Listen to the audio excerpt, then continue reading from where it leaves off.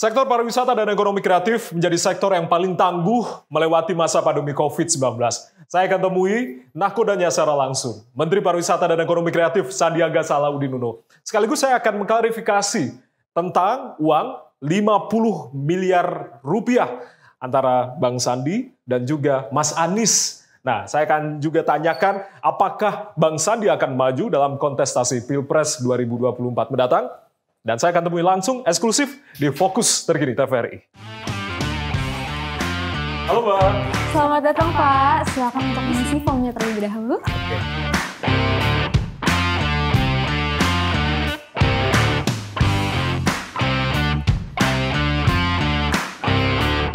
Oke. Silakan Bapak untuk memasuki ruangannya di sebelah sana. Oh iya, thank you. Sama-sama.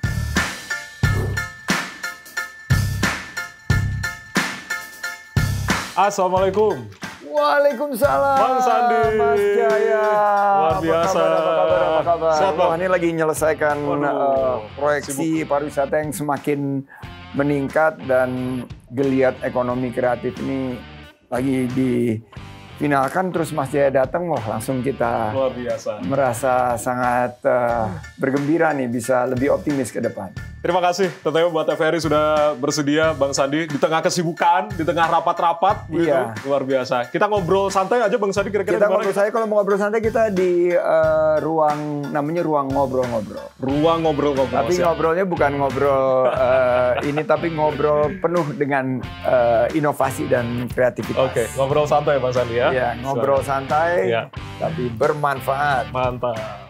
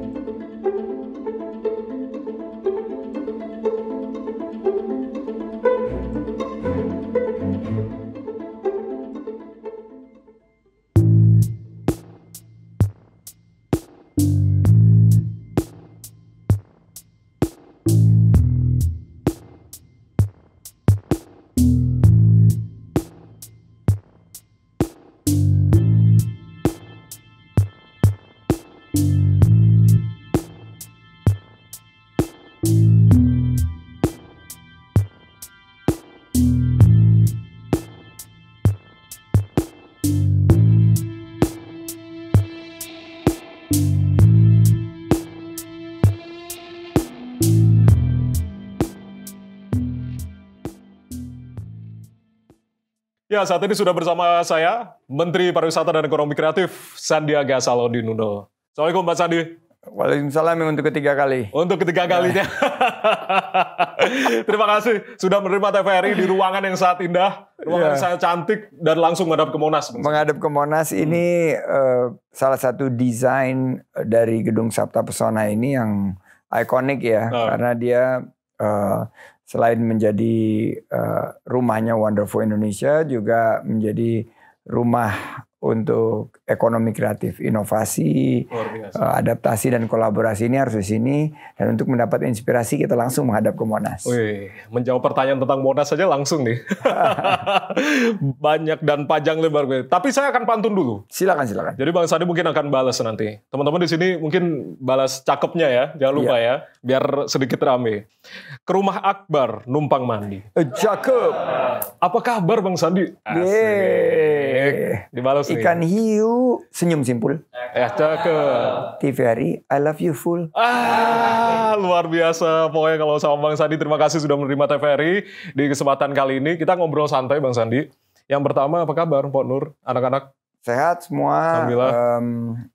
Anak-anak semua balik ke dalam kegiatannya kesehariannya dan satu masih bekerja di luar negeri, satu sedang transisi dari sekolah menuju kerja, lagi gig ekonomi gitu, yang putri nomor 2 Sulaiman sekarang kelas 5. Masih aktif ya Bang Sandi ya? Masih aktif dan Mbak Nur sibuk di banyak kegiatan sosial dan banyak membantu UMKM, ada beberapa kegiatan juga, aktif banget di kegiatan keagamaan. Di balik kesuksesan seorang Sandiaga Uno, Menparekraf ada Mpok Nur yang selalu mensupport, selalu mendukung. Berarti tiap pagi masih disediakan ini bubur terenak se-Asia Tenggara. Bubur terenak se-Asia Tenggara itu sekarang harus dikurangi karena permintaannya banyak. Jadi saya harus hanya bisa mendapatkan suplai tiap hari Selasa. Tiap hari Selasa? Karena tukang masaknya itu bilang terlalu banyak order. Tapi saya bilang ini nggak apa-apa, yang penting diserahkan buat para pelanggan yang lain yang ingin mencoba bubur terenak se-Asia Tenggara. Kemarin terakhir mantan Perdana Menteri Malaysia mengakui bahwa itu salah satu bubur yang pernah dia rasakan terenak se-Asia Tenggara. Merasakan langsung, ini resepnya dari mana berarti? Resepnya ini kolaborasi antara pengelola UMKM-nya sendiri. Ini seorang UMKM yang sudah lama mengembangkan bisnis kulinernya, tapi dibantu kurasi dan penampilannya oleh Mbak Nur. Wah, luar biasa. Nah, ini juga anak-anak juga suka ya? Anak-anak suka banget dan ya kita juga senang jika kita lebih banyak berbagi. Tapi kalau bicara anak-anak nih Bang Sandi, ada nggak di antara 3 ini yang selain juga meneruskan sosok seorang ayah sebagai pengusaha yang sukses, tapi mungkin akan diarahkan menuju ke menjadi teladan dari ayah, menjadi politisi atau seperti apa? Ada yang nanti diarahkan? Sulaiman mungkin? Sulaiman ini masih terlalu muda, masih terlalu muda, segala macam. Tapi dia suka bikin konten. Suka bikin konten, sama berarti sama ayahnya? Dia suka banget main musik. Yang pertama kelihatannya lebih menaruh perhatian kepada pendidikan. Terutama pendidikan yang berbasis, sekarang pekerjaannya dia konsepnya adalah NGO, jadi memberikan dukungan kepada peningkatan pendidikan di salah satu subsektor yang sangat penting ya, biotech, itu dia suka banget. Anesia ini ya? Iya si Anissa, yang Amira memang sekolahnya kesenian, desain, ilustrasi, jadi dia lagi mengembangkan juga, tapi dia suka juga hospitality, suka kulineran. Tapi kelihatannya dari bertiga itu belum ada yang tertarik untuk meneruskan bisnis saya. Dan belum ada juga yang tertarik untuk gabung di politik. Nggak tahu nantinya. Nggak tahu nantinya begitu. Per hari ini sih mereka menekuni bidangnya masing-masing. Tapi di tengah kesibukan Bang Sandi yang selalu karena Menteri Pariwisata berwisata ke tempat-tempat mengecek begitu. Nah, kira-kira bagi waktunya dengan mendidik anak-anak ini seperti apa dengan Mpok Nur?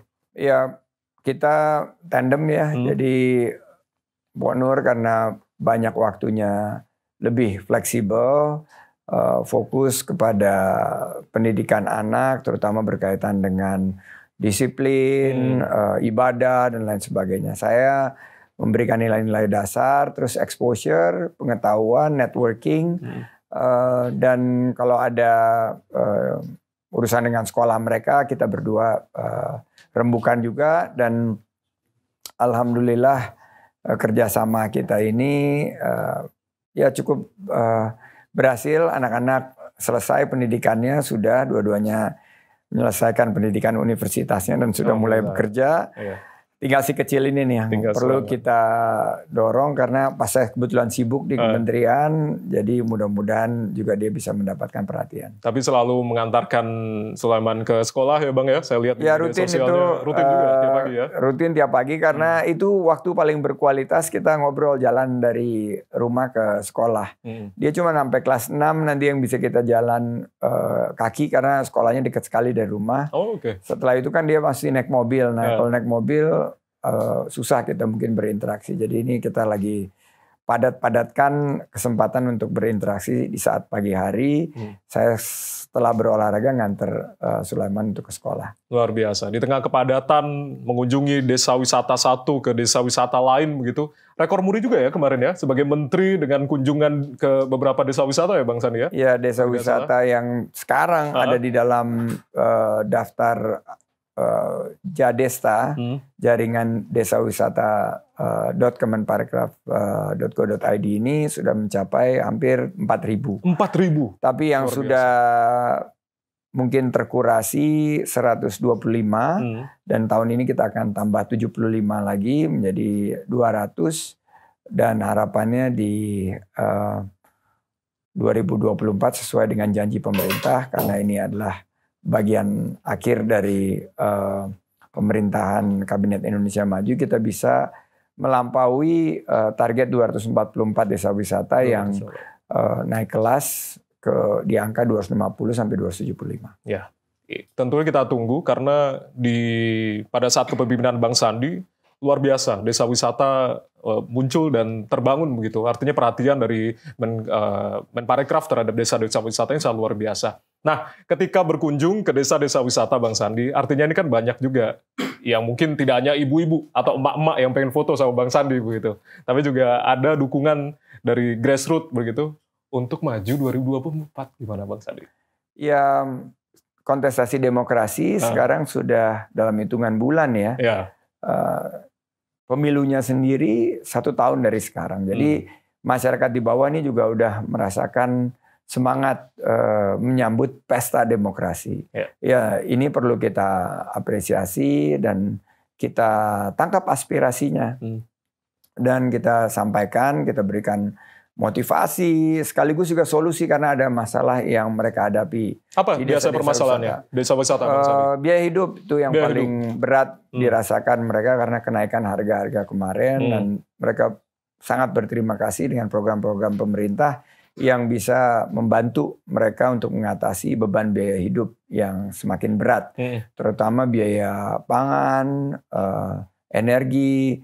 Kemarin sempat naik BBM itu dirasakan berat. Nah, dengan pemberian BLT, program-program desa wisata ini memberikan pemberdayaan, ini mereka sangat terbantukan. Yang kedua, lapangan kerja. Lapangan kerja. Ini masih menjadi PR ya? Ini menjadi PR dan saya baru mendapatkan datanya. Ternyata pertumbuhan penyerapan tenaga kerja di sektor parekraf ini di atas rata-rata nasional. Berarti bahwa industri parekraf ini harus menyumbangkan lebih banyak lagi lapangan kerja dengan investasi. Saya lagi menarik lebih banyak investasi karena setiap investasi di sektor parekraf ini penciptaan lapangan kerjanya itu bisa sampai 6 kali lipat lebih besar daripada sektor lainnya. Jadi ini sektor yang sangat padat karya.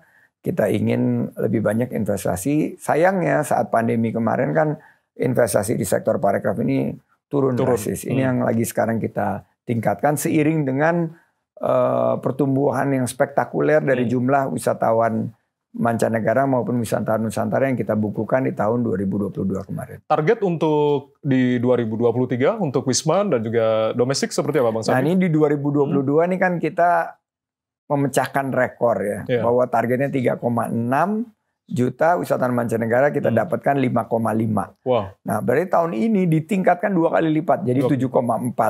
Kita lagi betul-betul berusaha karena kita sekarang ada di dalam situasi yang penuh keterbatasan.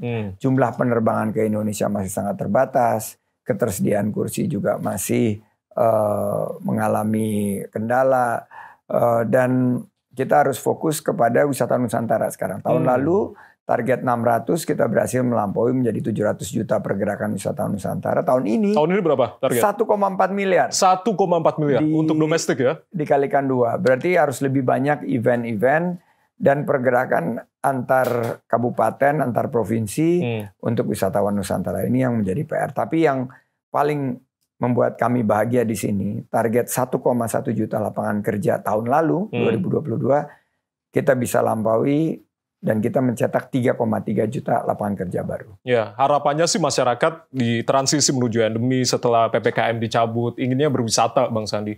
Tapi tiket pesawat masih mahal. Nah itu dia, jadi healing, bagaimana yang bisa refreshing, benerin feeling, tapi nggak bikin kantong kering. Nah ini, apalagi cakep. Kepala pening. Mau dijawab pantunnya? Mau dijawab? Mau dijawab. Apa ya? Saya mikir dulu berarti. Mikir dulu. Oke, artinya ini ada usaha begitu dari Menparekraf begitu. Sangat. Ya? Jadi kami berkoordinasi dengan Kementerian Perhubungan, dengan maskapai penerbangan, bagaimana bisa menambah jumlah flights dan ketersediaan kursi, terutama yang dari luar negeri. Karena misalnya dari India, minat ke Indonesia ini banyak sekali, tapi terbatas jumlah penerbangan. Dari Australia juga demikian.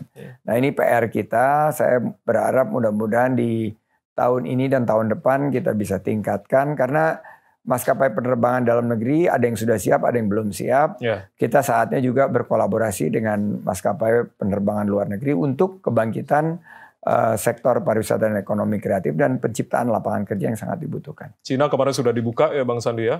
Apalagi dengan Tokyo kemarin juga tiket gratis begitu. Hongkong ya kalau Hongkong 500.000 tiket gratis. Cina sekarang dibuka, Tokyo juga membuka. Jadi ini persaingannya semakin sengit. Tapi saya yakin Indonesia ini punya keindahan alam yang tidak tertandingi. Di survei manapun juga Indonesia menjadi negara terindah, mengungguli New Zealand tahun lalu. Bali menjadi destinasi terfavorit. Nomor 2 ya, update terbaru. Nomor 2, dan kita punya peluang untuk terus menjadi magnet dan destinasi unggulan. Dan ini kita harapkan dengan kolaborasi bersama kita bisa mencapai target-target yang diberikan kepada Kemenparekraf dan juga bisa menghadirkan kesejahteraan buat masyarakat. Itu harapan kita semua tentunya. Baik, Bang Sandi, kita masih akan ngobrol. Nah, ini yang belum terjawab terkait dengan 2024. Nanti kita akan ada di segmen-segmen selanjutnya. Jadi tetaplah bersama kami di Fokus Terkini TVRI.